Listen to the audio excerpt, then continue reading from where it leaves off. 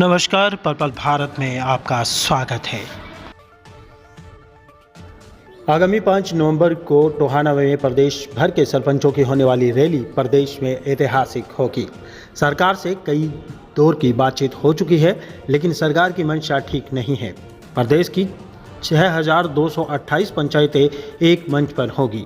इस रैली में विपक्षी दल के पूर्व मुख्यमंत्री भूपेंद्र सिंह हुड्डा सहित सभी विधायक भी शामिल होंगे। इसके साथ साथ हजारों की संख्या में आम जनमानस व कर्मचारी भी शामिल होंगे और गांव से ही पंचायत के समर्थन में हुंकार भरेंगे। ये बातें सरपंच एसोसिएशन हरियाणा की प्रदेश उपाध्यक्ष संतोष बेनीवाल ने शुक्रवार को पत्रकारों से बातचीत करते हुए कही। उनके साथ जिला सरपंच एसोसिएशन के प्रधान जसकरण सिंह कंग, सुभाष माखोसरानी और कई जिले भर से सरपंच उपस्थित थे। बेनीवाल ने कहा कि मौजूदा सरकार ने सरपंचों के 29 अधिकारों को छीनने का काम किया है। सरकार की हठधर्मिता से उन्हें भली भांति ये भान हो गया है कि सरकार झुकने वाली नहीं है। वहीं विपक्ष ने भी सरपंचों को आश्वस्त किया है कि कांग्रेस पार्टी के सत्ता में आते ही सरपंचों के अधिकारों की पहली कलम से लागू किया जाएगा। पल सिरसा से सुरेश गौतम के साथ खास रिपोर्ट।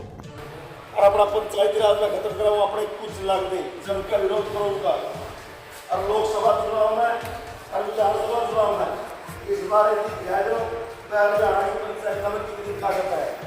हरियाणा की पंचायत जिसको चाहिए सत्ता में जाओ, जिसको चाहिए सत्ता से बाहर करें।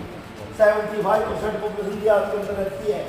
वोट अपने वोट देगा, कदे खेती के ऊपर कानून, कदे गांव के ऊपर काले कानून, हर प्रकार से निशानाबाद लोगों ग्राम क्षेत्र के लोग इन चीज़ों से ऊपर उठो और एक ठंडे दिमाग से सोचो। ये लड़ाई भविष्य की लड़ाई है। आगे आने वाला टाइम पर लोग उनमें ऐसे कमजोर सरपंच थे, लड़े भी पंचायती राज का सत्यानाश करवा दिए लोगों ने। अगर लड़ोगे पंचायती राज बचा दिया तो आप लोगों ने लोग याद रखेंगे। तो उस टाइम पर वो सरपंच थे, लड़े और अपने पंचायती राज को बचाए। हमने जो 5 नवंबर की हमने रैली रखी हुई है, उसके लिए हमने जो सारे सरपंच हैं 339 पंचायतें हैं वो इकट्ठी हुई है और हर ब्लॉक के प्रधान यहाँ पहुँचे हैं और हमारे जो प्रधान रणबीर समेण भी यहाँ पहुँचे हैं। तो इन्होंने जो भी 5 तारीख की जो रणनीति है वो हमें समझाई है कि आगे हमें क्या करना है और किस हिसाब से, और 5 तारीख की जो रैली है उसको हम सक्सेस करने का काम करेंगे। कितने सरपंच वो 5 तारीख को वहाँ इकट्ठा हो सकते हैं? देखिए 6228 की 28 पंचायतें वहाँ मौजूद होंगी और इसके साथ हमारे साथ ग्रामीण भी साथ में होंगे। हो सकता है आशा वर्कर भी हमारे साथ जुड़ने वाली है, क्योंकि हम आम नागरिक को साथ लेके चलेंगे। तो इस जो रैली आयोजन कर रहे हैं तो उसका मकसद क्या है? देखिए, हमने जो सरकार के साथ लड़ाई लड़ी है, जो हमारे 29 अधिकारों की बात आती है, तो सरकार ने हमारे अधिकार जो छीनने का काम किया है उसके खिलाफ हमने जो इनकी पोल खोल अभियान भी चलाई और हमने लड़ाई लड़ने का भी काम किया। तो ये सरकार जो है ये झुकने वाली ना झुक रही। तो हमने यही फैसला लिया, विपक्ष है आज के दिन, उसने ये कहा है हमें कि जो आपकी मांगे हैं वो हम पहली कलम से उसको करने का काम करेंगे। तो आज हमारे साथ विपक्ष खड़ा हो रहा है तो उसको साथ लेने का काम करेंगे। तो पंचायत मंत्री को उसके घर में घेरेंगे? देखिए, पंचायत मंत्री को घेर लिया हमने, सीएम को घेर लिया, अब तो 2024 में घेरेंगे इनको कि किस हिसाब से इनको दूर विस्तार से। तो वही आगे रणबीर भाई साहब आपको बताएंगे कि वो आगे की रणनीति क्या बनाएंगे। जी बराबर। जी प्रधान जी, क्या रणनीति है आपकी सरकार के खिलाफ? 10 महीने से ज़्यादा समय हो गया हम लोगों को अपना आंदोलन लड़ते हुए, लेकिन इस मौजूदा सरकार से हमें कोई उम्मीद नहीं है, क्योंकि हम लोगों ने हर प्रकार से धरने भी दे लिए, चंडीगढ़ भी गए। इसलिए हम लोगों ने 5 नवंबर की रैली रखी टोहाना के अंदर। उस रैली के अंदर पूरे हरियाणा के पंचायती राज के लोग वहाँ पहुँचेंगे और ग्रामीण क्षेत्र के लोग भी पहुँचेंगे और आने वाले लोकसभा और विधानसभा चुनाव की रणनीति तैयार की जाएगी। आने वाले लोकसभा और विधानसभा चुनाव में मौजूदा सरकार को हरियाणा की पंचायतों की ताकत दिखाने का काम करेंगे।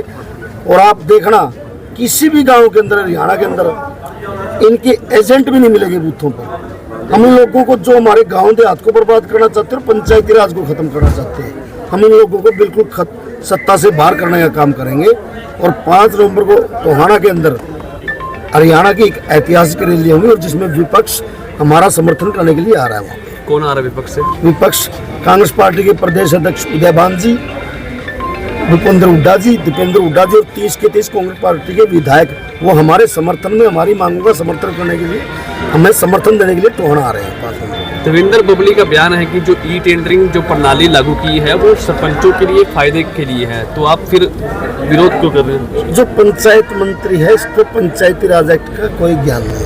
ई टेंडरिंग प्रणाली भ्रष्टाचार की जमीन है। जहाँ भी टेंडरिंग से काम हुए, आप पूरे हरियाणा में आप हर रोज तो देखते हो सोशल मीडिया पे, जहाँ भी टेंडरिंग से काम चल रहे हैं, सारी की सारी जगह लोगों की शिकायतें हैं। कहीं पिल्ली ईंटें लगाई जा रही है, कहीं घटिया मटीरियल यूज हो रहा है।